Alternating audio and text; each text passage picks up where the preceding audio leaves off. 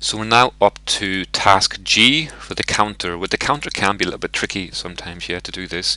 So we're going to add a counter and add 1 to the counter every time we collect an iceberg. The ship gets an iceberg. So we're going to first of all check the counter class, see what it has.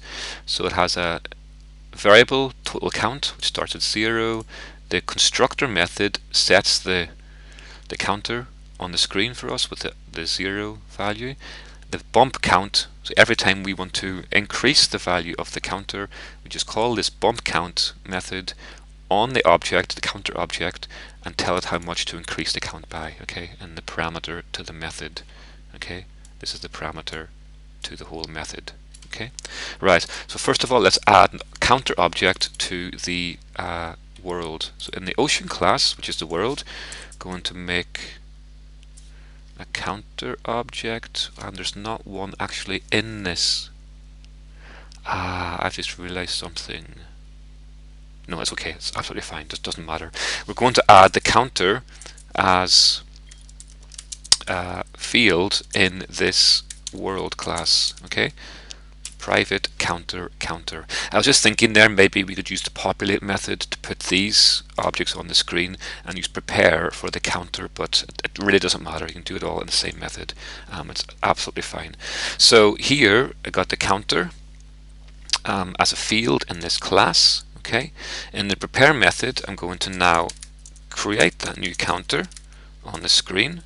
So make a new object for the counter and add it to the game. So I'm going to add the counter object I've got the ship, the players at 1-1, put the counter at 0-0. I should now see that on the screen in the game. There it is, okay?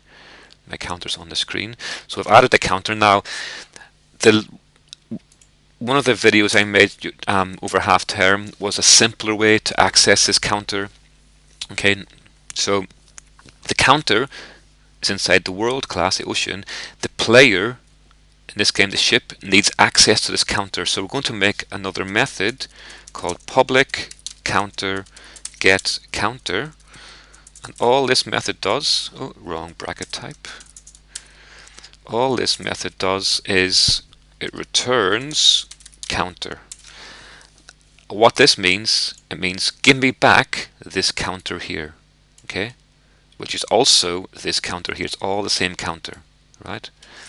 We make the counter, well, technically we declare the counter here as a field. In this method we make the counter, and then it's available for other objects to use through this method, okay? So I add an object to the ocean class, I add some instructions to make the object and add it to the world, and then another method which gives back access to the object. So now I've added this counter to the world class.